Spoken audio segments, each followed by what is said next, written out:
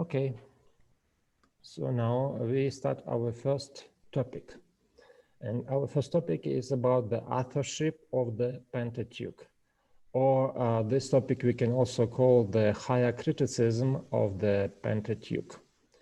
And of course, probably you know that Pentateuch for many years, as the Bible, as the entire Bible, there was for many years there was no any problems with the question about the authorship, and people believed that the Pentateuch was written by Moses, as the Bible says about that.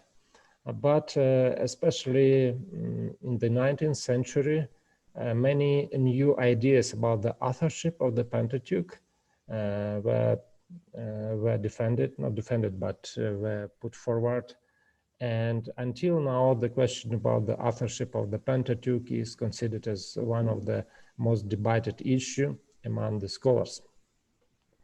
And especially among the critical scholars, because of course all conservative scholars believe that Moses wrote the book of Pentateuch, or the Pentateuch. And why we speak about that? Because especially when we read some articles and some books on the Pentateuch, inevitably you will find some references to the higher criticism of the Pentateuch. Because you will find like expressions like that, that this passage belongs to P or to E or to J or to somebody else. So these issues you will meet very often when you read some critical literature on the Pentateuch. That is why we need to be prepared, and we need to understand why it happens and why different scholars speak like that. So let's start. The authorship of the Pentateuch. And as I told you, the Mosaic authorship was not questioned for many years. But already in second Ezra, and this is the pseudo-epigraph, this is not the canonical book, and it is dated to the intertestamental period or Second Temple period. So already in this book, we have a story which tells how the lost Torah was written again by Ezra. So Ezra dictated under the divine inspiration, and 5 secretaries during the 40 days put it down. Of course, it's kind of a myth. It's a legend. It is not true. We don't know about that anything. And as I told you, it is written in the pseudo-epigrapha.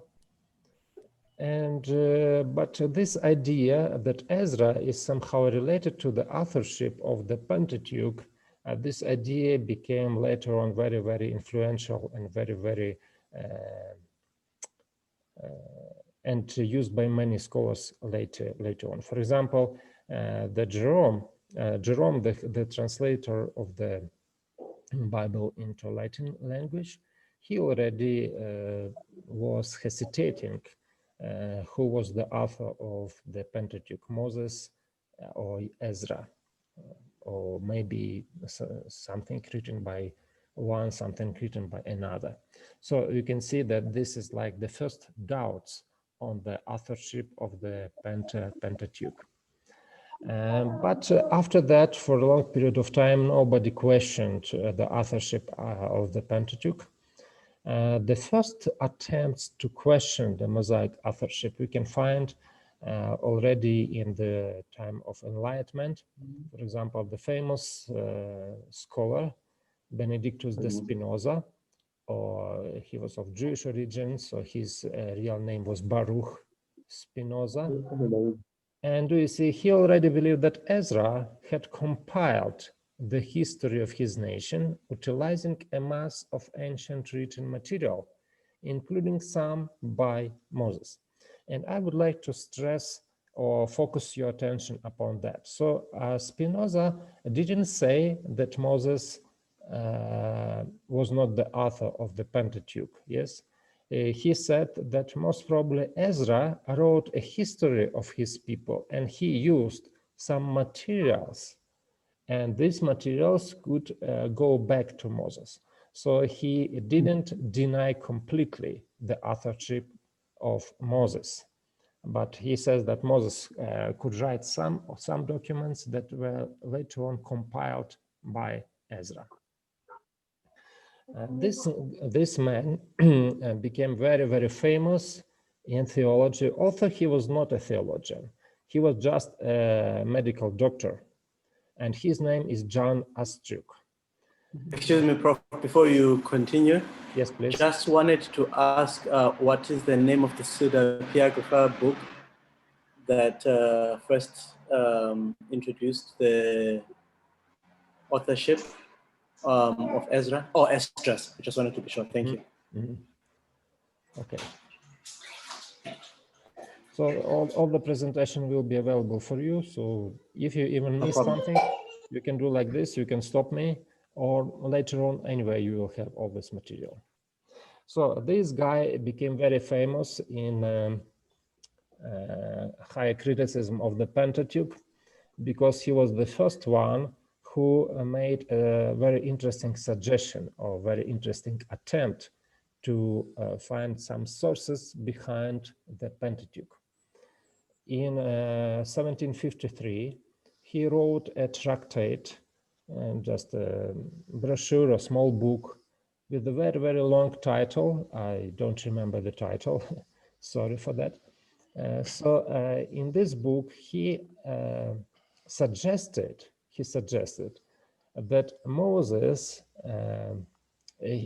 by the way, he didn't deny the authorship of Moses as well, either. He said that Moses was the author of the Pentateuch, but he said that Moses was not a witnesser of all the material of the Pentateuch. For example, he couldn't be a witnesser of the patriarchal story. He lived long later, much later.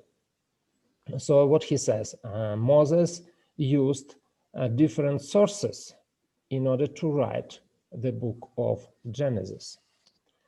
And in this case, he tried to find some criteria to understand that this material belongs to one source and another material belongs to another source. And he thought that he found this criteria. And this criterion was the name of God. For example, in the first chapter of the book of Genesis, it is a well-known fact, the only name Elohim is used to refer to God. But in the second chapter of the book of Genesis, we can find the name Yahweh is used. So we have two divine names. One name is Elohim and another name is Yahweh. So Astruc suggested that most probably these are two different sources. So one source, the author of one source knew God only as Elohim, and the author of another source knew God as Yahweh. And this criterion became very profound, or how to say, very important for the later history of the Pentateuch higher criticism. Already just like a couple of decades later on, German scholar Eichhorn published a 3-volume book. And in this book, he tries to expand this idea or try to find some arguments for this idea. So what he did, he divided the book of Genesis, the entire book of Genesis, on two sources. One source is Yahwist and another source is Elohist. So we can see that he, because Astruc just suggested it, but Eichhorn tried to use this methodology in order to divide the material of the book of Genesis and the first two chapters of the book of Exodus between these two sources. So this was the first attempt to divide the material on different sources. And pay attention that now they have already two sources. One is Yahwist and another one is Elohist. After that, we can see some other scholars. There were so many of them, and of course, we are not able to mention all of them. I just want to mention some. For example, the Scottish Roman Catholic priest Geddes investigated the memoirs identified by Struck, and between 1792 and 1800 developed the fragmentary hypothesis of Pentateuchal origin. So now we will see different names of different theories, like documentary hypothesis, fragmentary hypothesis, or a supplementary hypothesis. What is the difference between them? So the idea of fragmentary hypothesis is that there were different stories. So like folklore, like different authors wrote different stories about different periods of time. Like there was probably Abrahamic story about Abraham, story about Jacob, Isaac, and so on and so forth. And later on, all those fragments were compiled together, so we have one document. So the idea is that Moses was not the author of the entire composition. Moses, at the best, was just a compiler of this composition, but it existed as separate sources that were compiled together at one point of time. So this is the beginning of the fragmentary hypothesis of the authorship of the Pentateuch. This guy, and you should remember his name, Wilhelm de Wette, maybe like this, I'm not sure about the German pronunciation, but he is very, very famous, and you will meet his name not only now in the Pentateuchal course, but in some other courses as well, because his influence was very big. What he actually suggested, so far we see that there were only two sources, Yahwist and Elohist. And he was the one, Wilhelm de Wette, who, how to say, found, of course, it's not a good word. He suggested one more source for the Pentateuch. And he mostly worked on the book of Deuteronomy. And his main idea was, do you remember the story about Josiah? Josiah made reforms, religious reforms, and actually the main idea of his reform was to initiate one place of worship. Before Josiah, there were many, many different places where people worshipped God. They're usually called high places where people worshipped. Sometimes they worshipped God, sometimes they worshipped other gods on those high places, or in Hebrew, Bamot. Bama singular, Bamot is plural. So Josiah eliminated all those high places, and he said that there is only one place where people should worship God, and this is Jerusalem and the temple in Jerusalem. Before the reforms, what actually triggered the reforms of Josiah was that in the year 621 BC, the book of the law was found in the temple. And the priest Hilkiah found the book of the law. He started reading the book of the law to the king. A king reformed the religion of Israel according to what is written in the book of the law. Already before de Wette, scholars suggested that this book of the law that was found was the book of Deuteronomy. And it was like a common idea that the book of the law that was found in the temple was the book of Deuteronomy.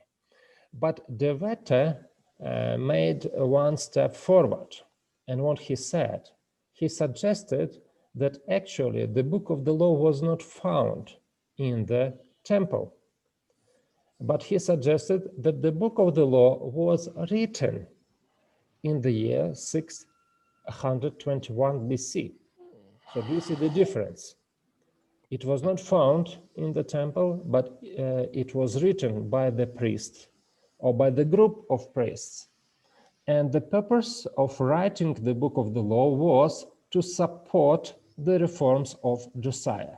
So Josiah wanted to make the reforms, but in order to make the reforms, he needed some kind of support. He needed some authority that would enable him to do this reform. So they composed a book, and they said that they found it in the temple. So it looks like the book had a very, very ancient origin and the authority, and they made the reforms according to this book. So do you see, the main idea of the letter was that the book of Deuteronomy was composed during the reign of Josiah and introduced to the public in order to support the Josianic reforms. So this was the main idea of the letter. So now we have already three sources of the Pentateuch. One is Elohist, another one is Yahwist, and one more source is, it is called Deuteronomist, or the one who is responsible for writing the book of Deuteronomy. So what happened after the letter? Johann Vater analyzed the book of Genesis alone,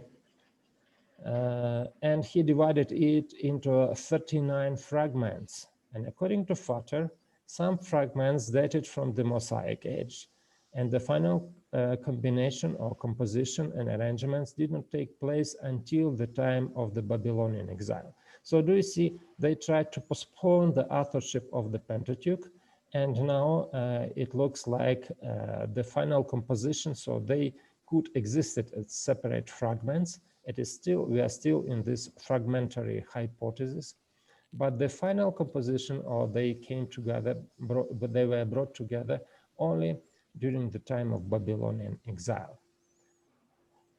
The compelling reason for this later date derives from these passages in the Torah, like Leviticus 26 and Deuteronomy 28, which predict the Babylonian captivity and the later restoration from exile. So they see like this, because Leviticus and Deuteronomy in one of the curses of the covenant say that the people will be taken to the captivity. Johann Vater believed that the final composition could be dated to the exilic time. So, okay, let's go later on. And now we come to a new modification of this fragmentary hypothesis, and it is called supplementary hypothesis. So what is the difference between fragmentary hypothesis and supplementary hypothesis? Fragmentary hypothesis says that there were many different sources and they were combined together at one period of time. The supplementary hypothesis says about one source that was supplemented by another source. After that, it was supplemented by another source. So in this case, we have the growth of the Pentateuch to happen like this.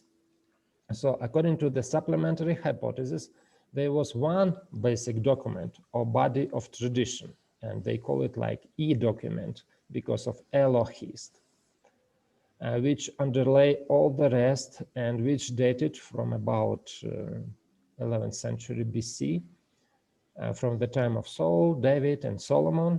But this earlier material acquired additions and supplements by the later author of J, or Yahwist, who left the earlier Elohist material largely unaltered, so unchanged, and he has incorporated his own material to the previous material. So this is a supplementary hypothesis. And now we come to the year 1853, and this another German scholar. We see most of the scholars in this area are German scholars, so they advanced very much this different kind of hypothesis. So his name is Hermann Hupfeld, and Hermann Hupfeld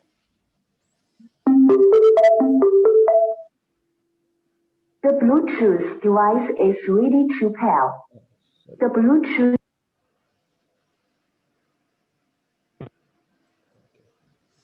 This scholar, Hermann Hupfeld, made some another contribution to the documentary hypothesis. And he was the first one who advanced the idea of documentary theory or documentary hypothesis. So what he noticed, Hupfeld noticed that the source, which was called before E or Elohist, it can be divided on two different sources. One is really like Elohist, and another source, he is called E1 and E2. One source, E2, beginning from Genesis 20, from the rest of the E corpus, which later he adjusted to be the earliest and called the Grand Shift basic document. And basically what you need to remember that he divided the E document into two documents. One is E1, another one E2. One is like earliest document, and another document is of later origin. So he suggested that there were two E documents. The E1 document is the earliest one. The E2 was a bit earlier than J, the Yahwist. The D, the Deuteronomic work, was the latest. Therefore, the correct order of the documents was like this: E1, after that E2, after that J and D. And what is also very interesting, he noticed that E1 document, the one that he labeled as the earliest document, it has a lot of common or a lot of interest in priestly material, like rituals, like some other issues like this. So related to the rituals. Some priestly commandments to the priests, or some something that they should do, some laws according to the priests. So this is the E1. So that is why this E1 document was later on called P document, like priest document, so relating to the priest. And now we almost have this classical documentary hypothesis.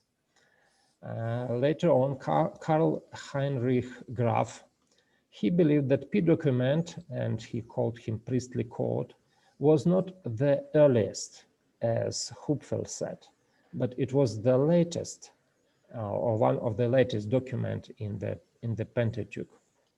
So he said that later origin than Deuteronomy, and for this reason, the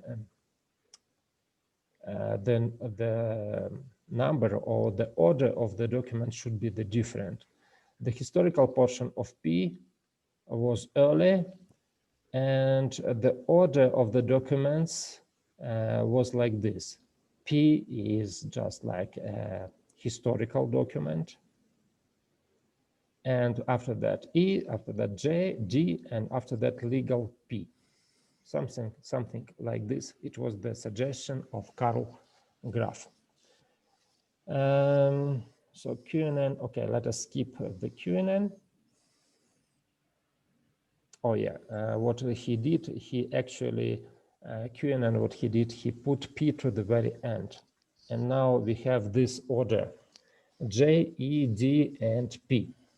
So do you see they themselves didn't know how to divide the material of the Pentateuch among all those documents. So the final idea is like this: Yahwist was the earliest one, Elohist was the second one, Deuteronomist was the third one, and finally it was P or priest. So this is a documentary hypothesis, and it is actually very close to the supplementary hypothesis, by means that one document was supplemented by another document, and finally we have the Pentateuch as we have it right now. And now we come to the most important person in all this gallery of scholars. and his name is Julius Wellhausen. Julius Wellhausen wrote several books, and his influence was so important that until now, many people refer to his book, and he is considered as the father of this documentary hypothesis. But what is important, actually, Wellhausen didn't invent any source, because do you see, everything was already invented before him. So all the sources were identified before Wellhausen came to the stage. So what is so important, and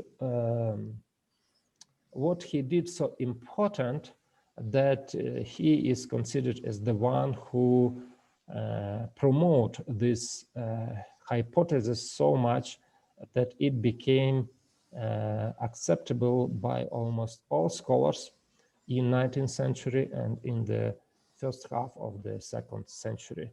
Only few conservative scholars didn't accept this theory, but most of them accepted it. And so pay attention to the time when his book was written.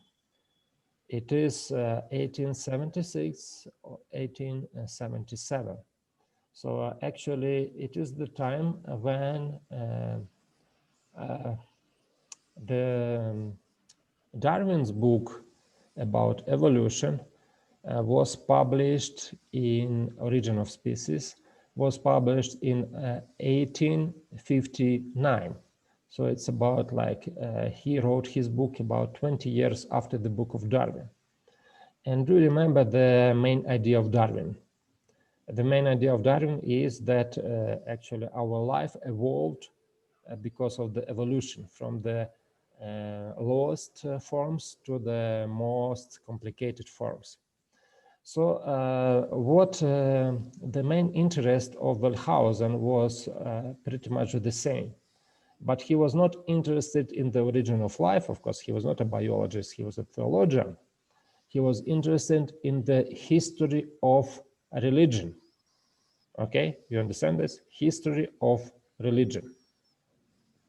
And his main idea was to trace the history of Jewish or Hebrew religion from the very beginning to the very end. So his main idea was, or his main presupposition was, that actually the Hebrew religion was developing or was evolving from the primitive forms to the most complicated forms. As every religion, he believed, is coming through the same stages. The first religion of the people he assumed was the kind of animism.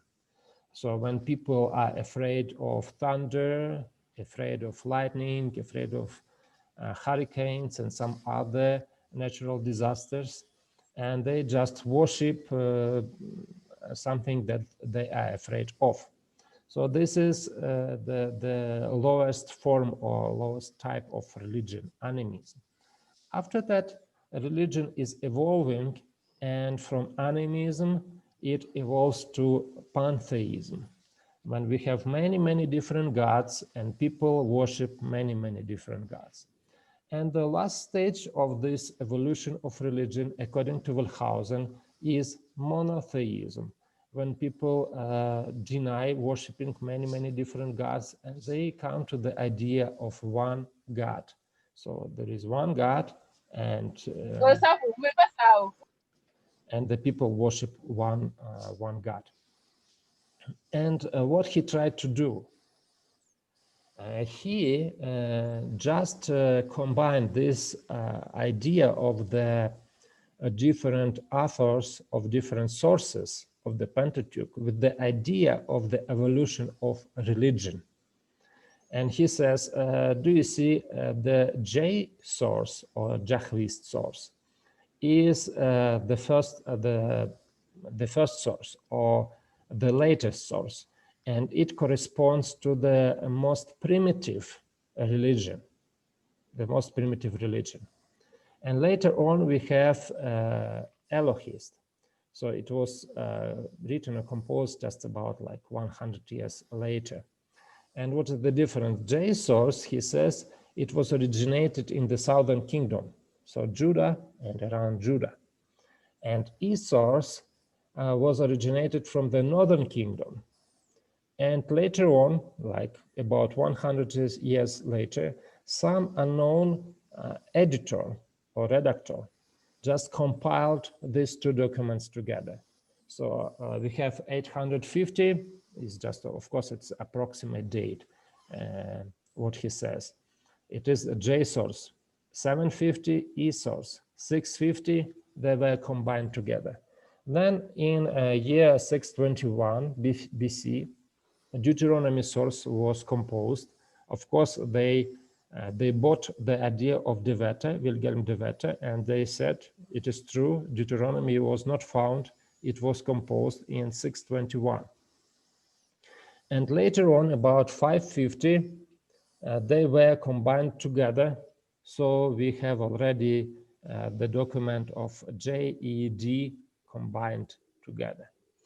And during the time of Ezra, again, we come to Ezra, the priestly code was compiled. So he believed that actually Ezra was responsible for the P document or priestly code, and because Ezra was a priest, so he could write the priestly code, the document that they labeled as P. And who knows, nobody knows exactly when, but about 400 BC, P was added to the previous material, and now we have the final form of the Pentateuch. So do you see what happened? This critical school of higher criticism, they just turned everything upside down. So they didn't say that everything started with the Pentateuch, but they said that the Pentateuch was composed already, the final form of the Pentateuch was composed only in 400 years BC, or very, very late. So everything was turned upside down by those scholars. Okay, and before we go to the inconsistencies of the this documentary hypothesis, let me give you one example so that you can understand how these people, how these scholars think, the way how they're thinking. Let us open Exodus chapter 20. Exodus chapter 20.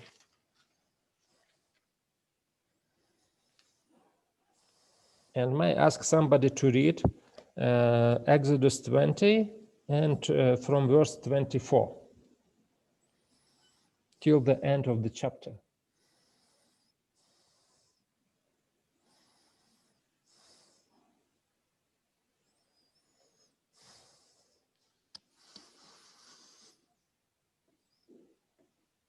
You said verse 24? May I? Yes, please, somebody.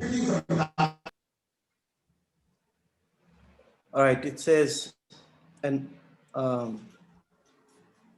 altar of earth you shall make to me, and shall sacrifice thereon your burnt offerings and your peace offerings and your sheep and your oxen. In all places where I record my name, I will come to you and I will bless you. And if you make me an altar of stone, you shall not build it of hewn stone. For if you lift up your tool upon it, you have polluted it. Neither shall you go up by steps into my altar. Just stop here. Just about the altar. This passage by this critical school is considered as one of the oldest passages in the Pentateuch. So can you tell me why? Based upon everything that was said right now. Especially based on the idea of the thousand. It seems more primitive. Correct. In the instructions. Yes, very well. So do you see, when they read this passage, they how they think? What does this passage say? Actually, it says that the altar is very, very primitive. For example, if you live in the land where there are many earth, there is a good soil. So what you can do in order to make an altar? Just almost nothing. You just like pile this soil together and you have an altar and you can bring your offerings on this altar. Or for example, if you live in the land where there are many stones, there are no earth, there is no ground, but there are many stones. What you need to do to make an altar, you can just put all the stones together and you even don't need to cut the stones. So just a heap of stones and this is the altar. So how do they say? Okay, this is an example of the primitive religion. And people in the ancient times, just many, many years ago, they worship God like this. And when we just turn several pages of our Bible, for example, Exodus 25, and you can find another altar. And this altar is already very, very sophisticated because it is made of stones, cut stones. It has special devices to collect the ash. And it is a very, very sophisticated altar. So I would like to ask you one more question. This portion from chapter 25 and on, which describes all the utensils of the tabernacle. What do you think? Wellhausen will date it to or will attribute it to which source? The P source. P source, correct. Priestly code, priestly source. Why? Because it is very, very sophisticated religion. So this was the idea behind the work of Wellhausen.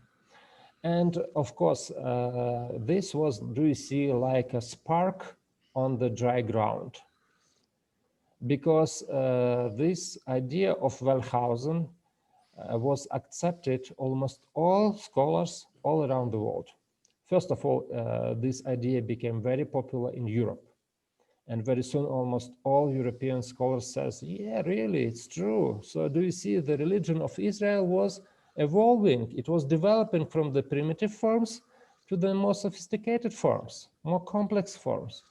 And almost everybody in the end of the 19th century believed that they already found or they were able to reconstruct the history of the composition of the Pentateuch. And only a small number of the critical scholars didn't buy this idea. But most of the scholars, especially liberal scholars, they believed that it was like that. Okay, now we need to find some inconsistencies in this theory, because we cannot leave it as it is. We cannot find some counter arguments that actually can prove that this theory is a rubbish. It is not true. What kind of arguments can you suggest?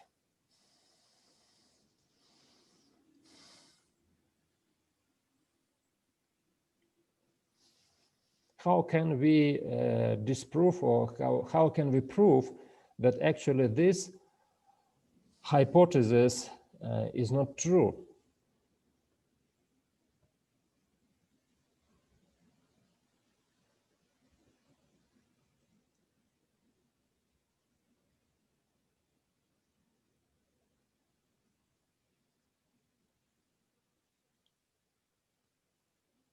Okay, well, let me start.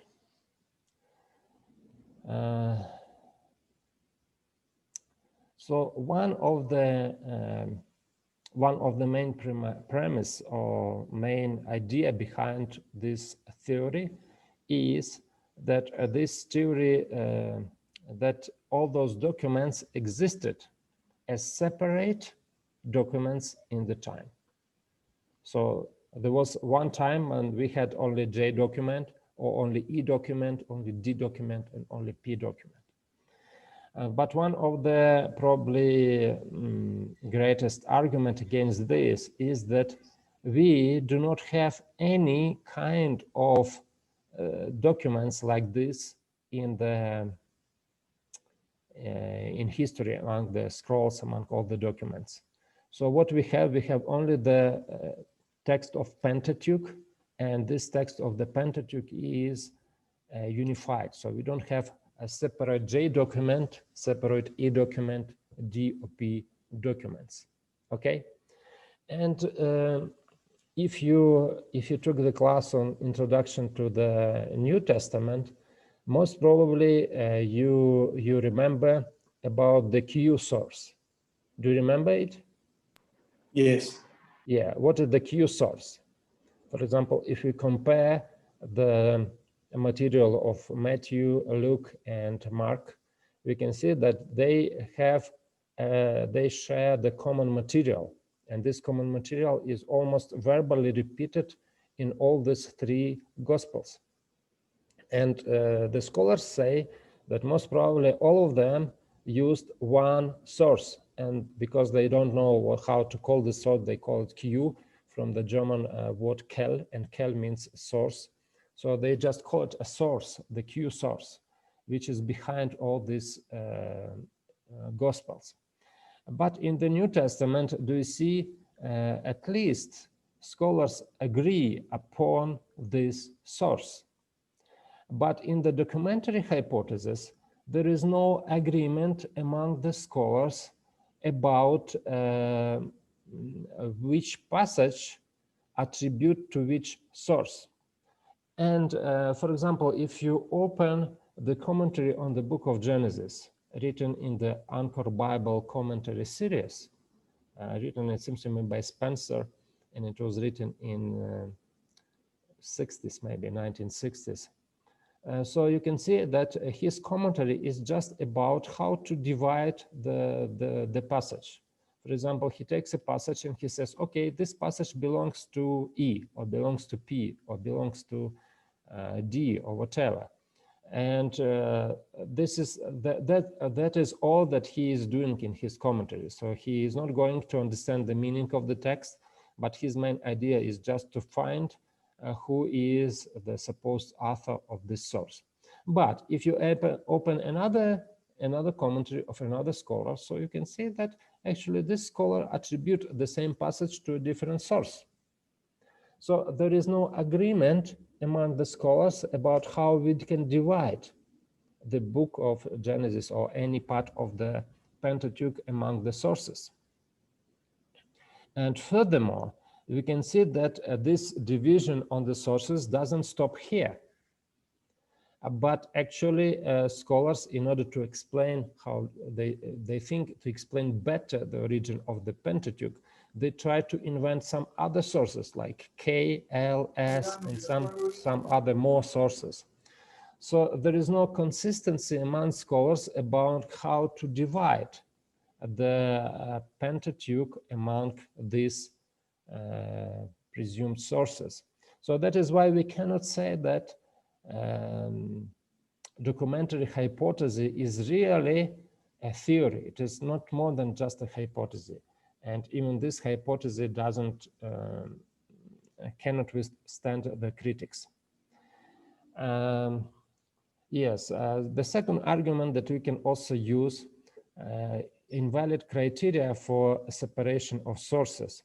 For example, the first criterion that we found is the name of God, different name of God.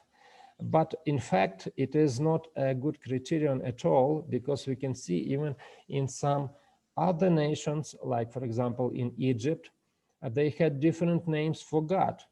For example, in God of Sun was called Ra, was called Amon, and sometimes he is called Amon Ra. And this is exactly what we can find in the book of Genesis. It is true that in the first chapter of the book of Genesis, only the name Elohim is used. But in the beginning of the second chapter of the book of Genesis, we can find that two names are combined together, Yahweh Elohim. And after that, mostly the name Yahweh is used. But we can see that this argument is not a valid argument. And among many other arguments, we can see that actually they are not a good argument to divide the text of the Pentateuch on different sources. And what is most important, actually, if we divide the text of the Pentateuch on different sources, so in this case, the text will lose its meaning. What I mean? For example, sometimes, most of the Pentateuch, not most of the Pentateuch, but big part of the Pentateuch is a story, some stories of somebody. And for example, if we just divide this story and say that this part of the story was written by Yahwist, this part of the story was written by Elohist or by somebody else. So in this case, the story will lose the sense because the story has a fabula, has a plot, and everything will be lost if we divide the passage among all sources.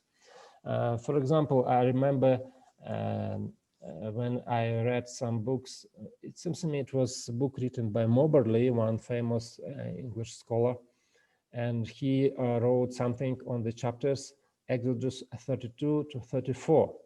And he honestly said that it's very difficult to divide this part on different sources. Why?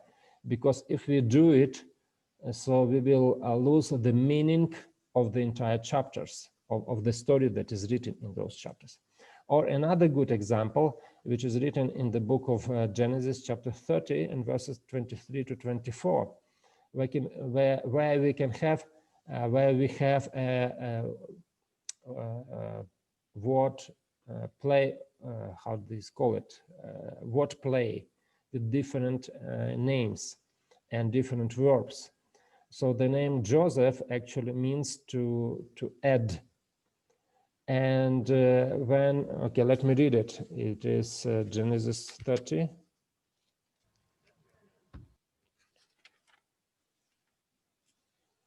And verses 23 to 24.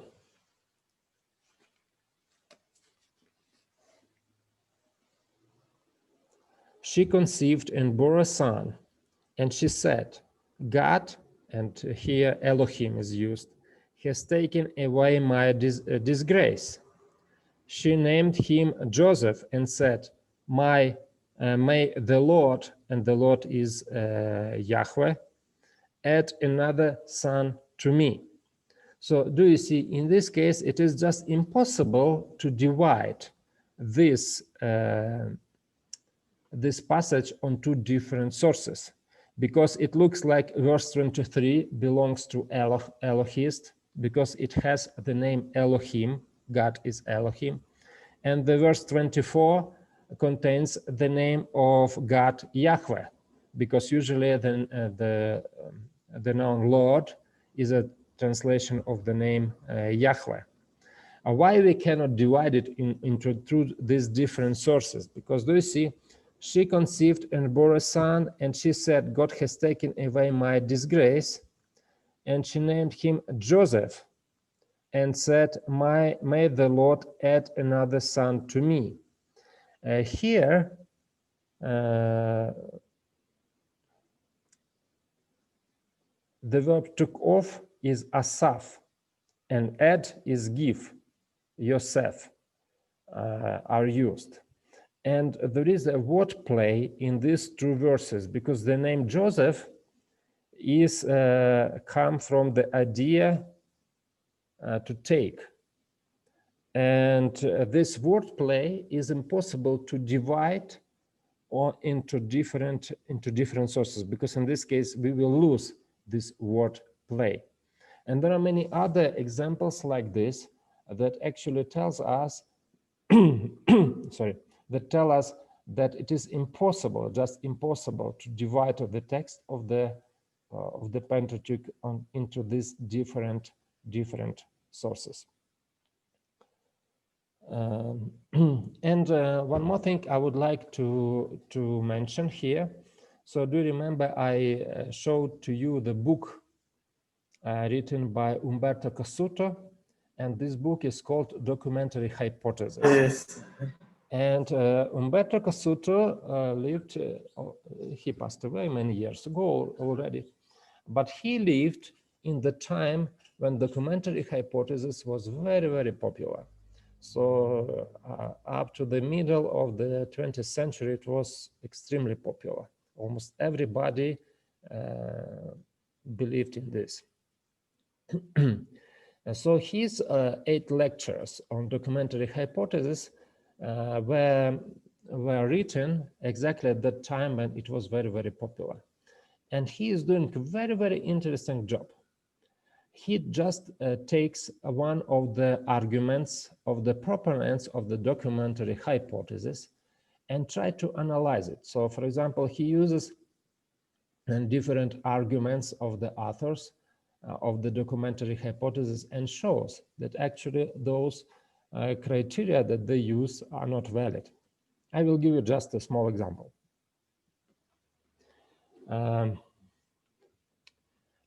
For example, in English, when we do the numbers, we usually start from the biggest to the smallest. Like, for example, how can we say, I am 45 years old?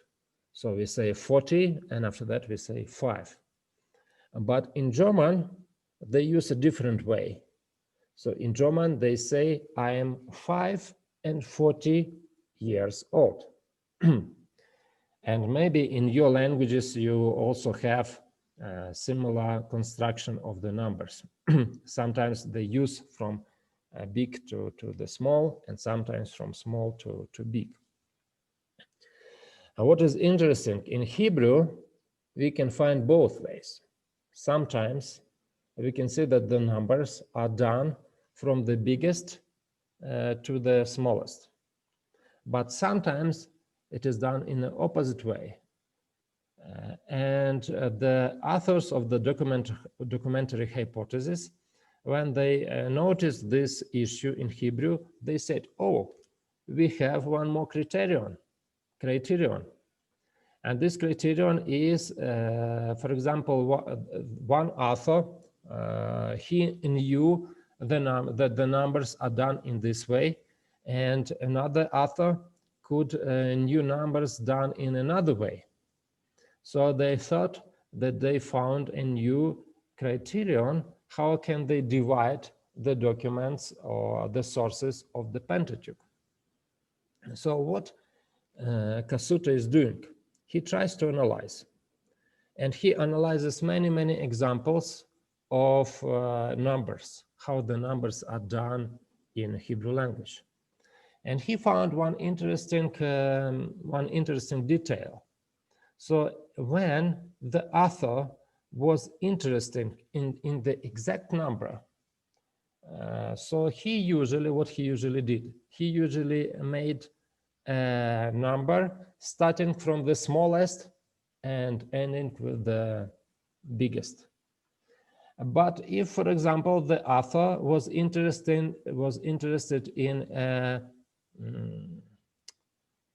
just a general idea of approximate number, so he was not interested in exact number. So in this case, he started from the biggest and ends with the smallest unit. And he showed it and demonstrated it on many, many, many examples in the Pentateuch. So he said that actually this criterion is not valid because we have another idea or another explanation why the author are diverted in many cases how in the way of how they are doing the numbers. So this is one of the example.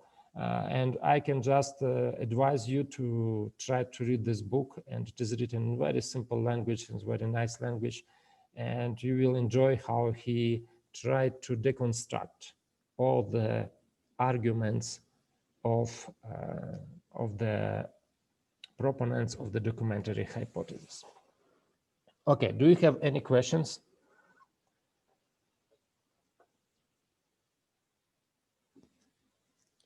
Is everything clear so far?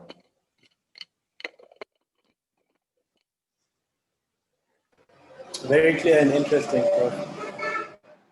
It's reminding me a bit of this man, Dr. Fernanda Canal's book. Yes, that we used as a textbook for the systematic theology. Yes, it was inspiration, revelation, and hermeneutics class. Okay. Yes. So now I would like to speak just a little bit about the modern state of affairs. And we can speak about the modern state of affairs in the composition of the Pentateuch. So we can see that now scholars do not believe anymore in the documentary hypothesis. But it doesn't mean that they believed that Moses was the author of the Pentateuch. But what we can see now there are many different ideas or different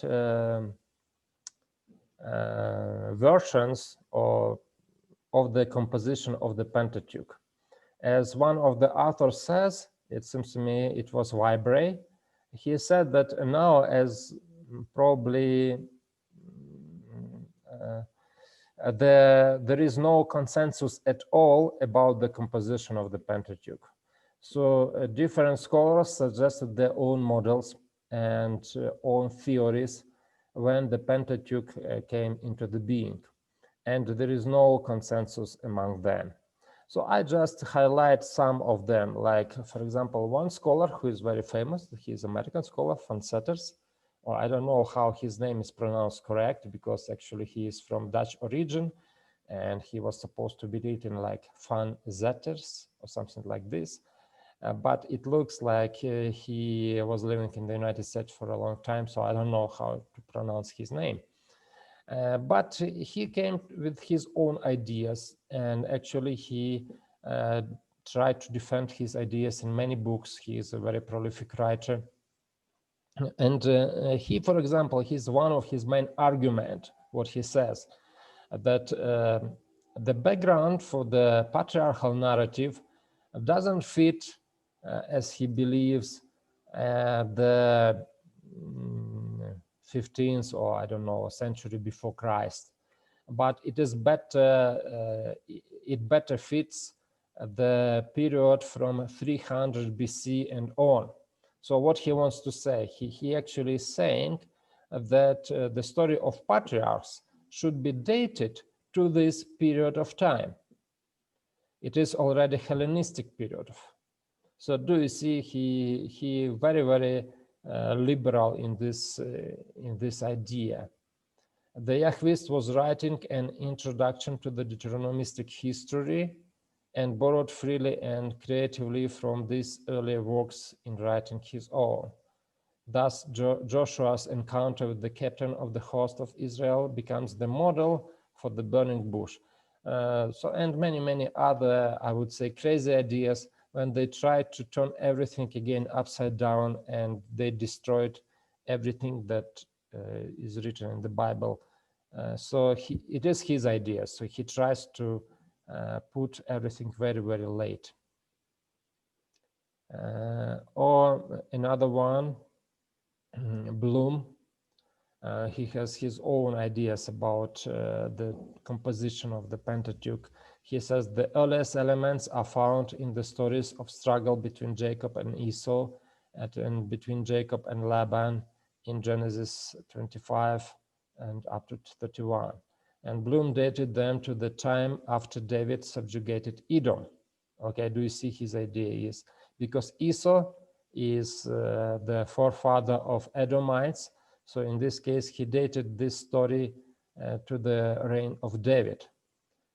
After David subjugated Edom, they made up a story about Jacob and Esau.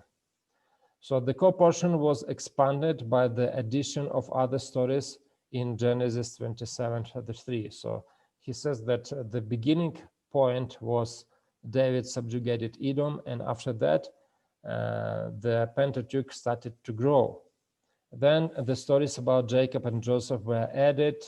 These stories are concerned about the northern tribes, and yet look to the leadership of Judah. This points to a period when Judah was asserting its supremacy over the north, and so on and so forth. So you don't need to, I gave it to you just an example. So you should understand that there is no anonymity among the scholars about the authorship or how the Pentateuch came into the being. So that is why I just gave you as an example, and you don't need to memorize or to remember all the arguments of those scholars, and because actually you will not use them anyway. Now, I just gave you two examples, but of course, every scholar that I mentioned in the previous slides, like Weibray, Rentorf, they have their own theories about the origin of the Pentateuch. But I don't want to spend our time discussing these theories. Now, before we go to internal evidences and some other issues, I would like to emphasize once again, so why I speak to you about these theories about the origin of the Pentateuch. When you read some of the books from the literature or some articles, you will inevitably meet some of those issues. Like, for example, when the author starts to explore or examine one of the passages of the Pentateuch, he will always try to understand that this passage belongs to P, or belongs to E, or belongs to anybody else. So you will find this kind of language in many books or articles. That is why you need to be prepared for it, and you need to be aware of what is behind all this language and behind all these ideas. Okay, now, usually when we speak about the authorship of the book, we need to discuss two kinds of evidences. The internal evidences, what the book says about the authorship of the Pentateuch, and external evidences. And external evidences are what others say about the authorship of the book.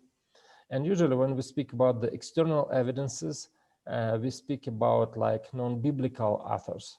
But of course, we cannot find non-biblical authors who are contemporary to Moses. That is why when we speak about the external evidences, we will speak about what other books of the Bible say about the authorship of Pentateuch. So let us start with the internal evidences.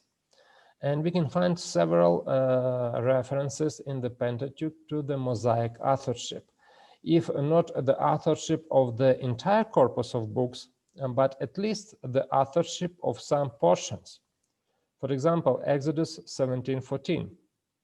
Then the Lord said to Moses, "Write this as a memorial in a book and recite it in the ears of Joshua, that I will utterly blot out the memory of Amalek from under heaven."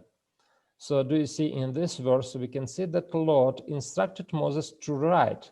So Moses was the one who wrote something. Or for example, Exodus 24 verse 4. And Moses wrote down all the words of the Lord. He rose early in the morning and built an altar at the foot of the mountain and 12 pillars according to the 12 tribes of Israel. So you can see Moses wrote down all the words of the Lord. Or for example, 34:27, and the Lord said to Moses, "Write these words, for in accordance with these words I have made a covenant with you and with Israel." So you can see there are many references to Moses as the author.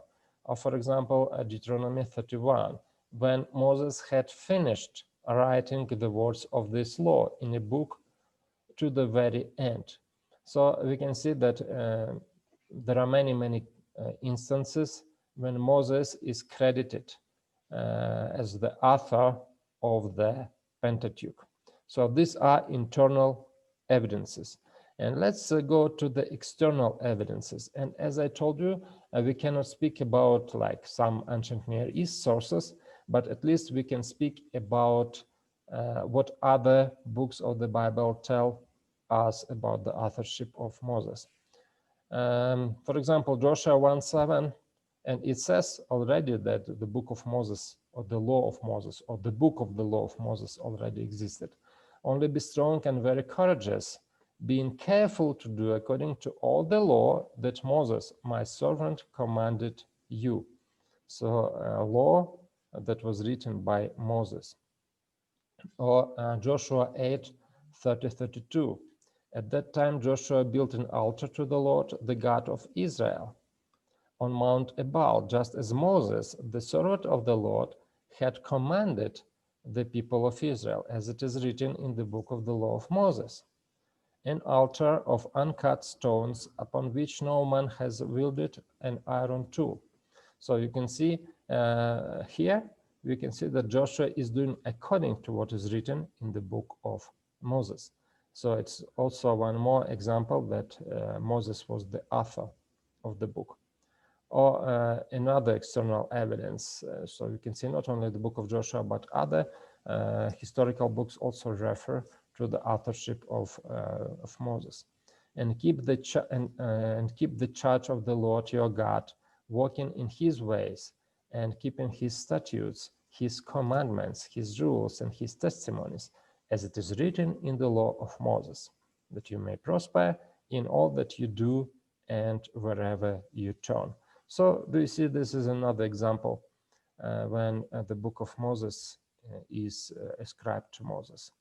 And also we can find in the New Testament many writings, many passages where some texts from the Pentateuch are prescribed to Moses, like Romans 10:5, 2 Corinthians 3:15, and many others. So everywhere in the Bible we cannot find any other idea, but we can find only one idea, that Moses was the author of the Pentateuch. And of course, now we need to, and it will be the last part of our presentation for today, when we can speak about some problematic texts. And this problematic text assume that actually not everything in the Pentateuch was written by Moses. For example, the first text like this is the account of Moses' death. Of course, we understand that actually Moses was not able to describe his own death. And it means that the account of his death was added a little bit later by somebody else. For example, Deuteronomy 34:5 says, and Moses, the servant of the Lord, died there. So it is in 34 verse 5. And after that, we have the section till the end of chapter 34. And it is clear that it was written by somebody else. And we can also find some discussion about that in the Talmud, because do you see, rabbis believed that the book of Moses, the Pentateuch, was written by Moses. And they also have this question, okay, if the book of Moses is written by Moses, so who is the author of the account of his death? And we can find in the famous tractate of Talmud, Baba Batra, we can find this discussion. And Moses died there. Rather, Moses wrote the entire Torah until this point, and Joshua wrote from this point forward. This is the statement of Rabbi Yehuda. So what they suggested, and actually it makes sense, that the next leader of the people finished the book of the law, the book of Deuteronomy. And the idea of the rabbis is very acceptable, that the end of this chapter 34, was written by Joshua. By the way, this tradition that when one servant of God died, So the account of his death was finished by another leader. We can find even in the book of Joshua. So when we look how this book is finished, it's very interesting. So we can see the last chapter, chapter 24 of the book of Joshua, and verse 29. And these things the Lord's servant Joshua, son of Nun. After these things, the Lord's servant Joshua, son of Nun, died at the age of 110. They buried him in his allotted territory at Timnath Serah, in his hill country of Ephraim, north of Mount Gash. Israel worshipped the Lord throughout Joshua's lifetime and during the lifetime of the elders who outlived Joshua and who had experienced all the works the Lord had done for Israel. Joseph's bones, which the Israelites had brought up from Egypt, were buried at Shechem in the parcel of land Jacob had purchased from the sons of Hamor, Shechem's father, for 100 pieces of silver. It was an inheritance for Joseph's descendants. And verse 33, and Eleazar, son of Aaron, died, and they buried him at Gibeah, which had been given to his son Phinehas in the hill country of Ephraim. So what we can suggest based upon this text. So there was a tradition when one leader died, the account of his death or continuation of his book, the book is continued by another leader. So do we see Moses died and Joshua continued his book. And now Joshua died. And who wrote the account about his death?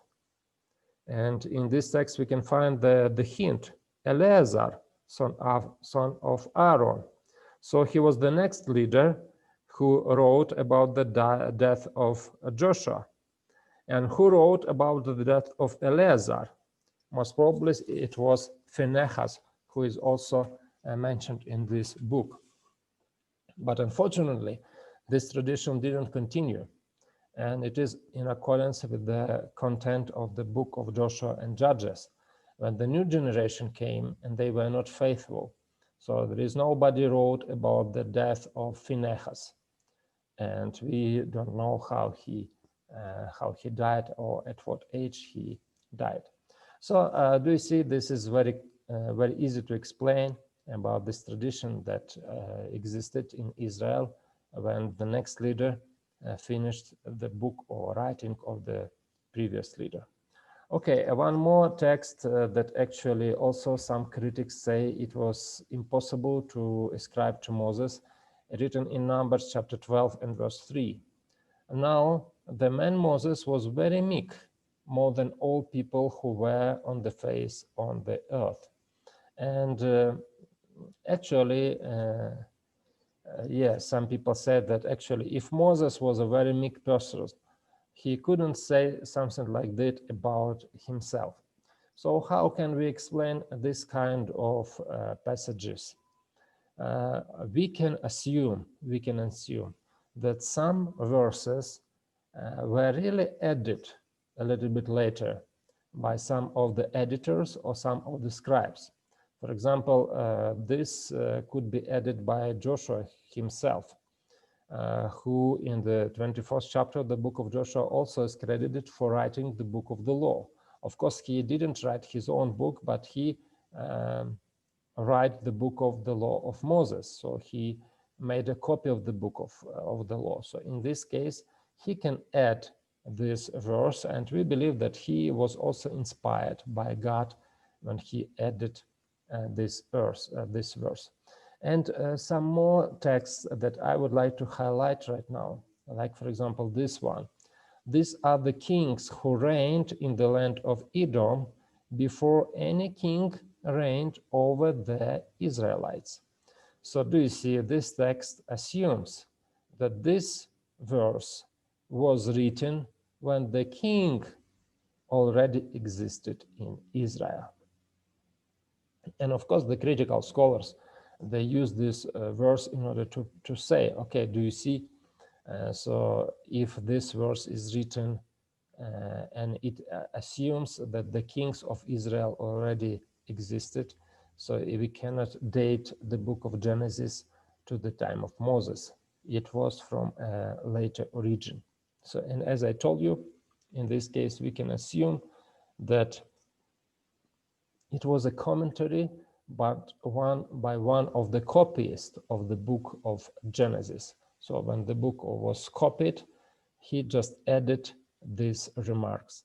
But we can also assume that this copyist was also inspired by the Holy Spirit. Or another example, Genesis 14:14, when Abraham heard that his kinsmen had been taken captive, he led forth his trained men born in his house, 318 of them, and went in pursuit as far as Dan. So we know from other books of the Bible that Dan is the name of the city that was given after the head of the tribe. But during the time of Abraham, of course, Dan couldn't exist because it appeared much later. And this city was known under the name, another name. The name, it seems to me, Luz. So how can we explain this? The most probably we can explain it, and it happens in our days as well. For example, what was the name of country Côte d'Ivoire before? Ivory Coast. Ivory Coast, yes. But later on, the name of the country was renamed. It was given another name. Yes. I think I'm mistaking Zaire with DRC. Yeah.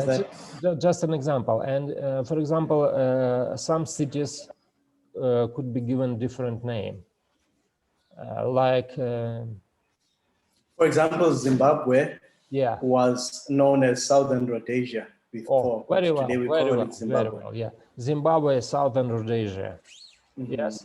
And for example, if today somebody refers to Southern Rhodesia, many people who do not know, they probably will be confused because nobody knows that Zimbabwe, not nobody, but not so many people know that Zimbabwe is the same as Southern Rhodesia.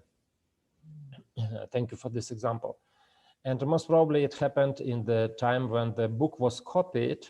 And for example, one of the copyists, when he came across the name Luz, he understood that this name is not familiar to his readers. So he substituted it with Dan. And in this case, we have this reference to Dan, but of course, Dan appeared much later. Okay, this is the end of my presentation for today. And the first quiz that we will have will be based on this presentation. So I just want you to know all those arguments and counter arguments regarding the hypothesis, the documentary hypothesis. Do you have any questions? If you have, feel free to ask, and I will try to entertain them if I can.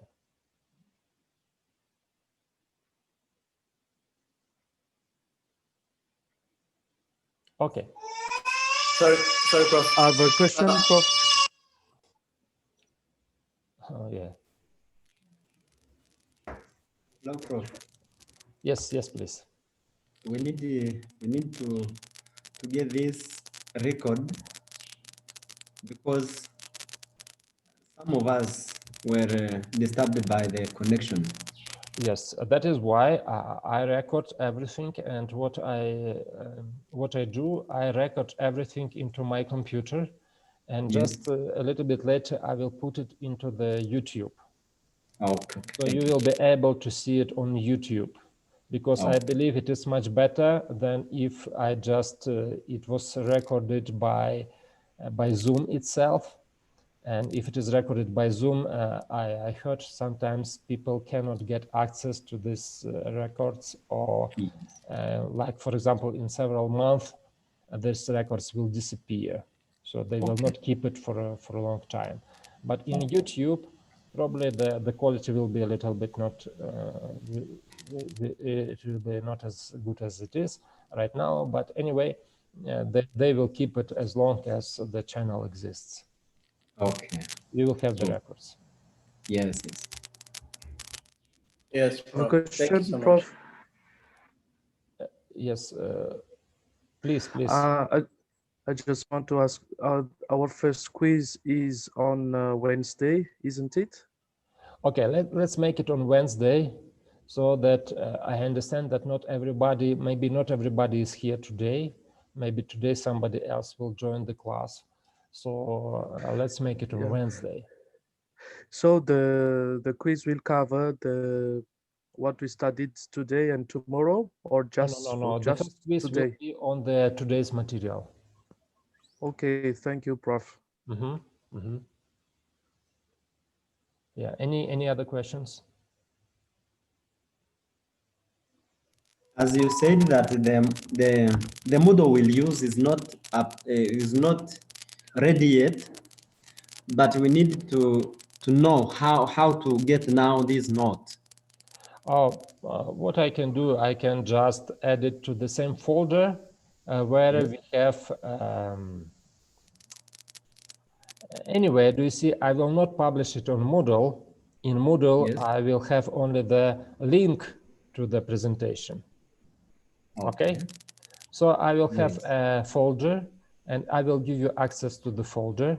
And in the folder, you will have all the presentations. Oh, good. Okay. So I will Yes. provide it for you, and I will send the link to you just right now, maybe in 1 hour after the lecture. Okay, thank you.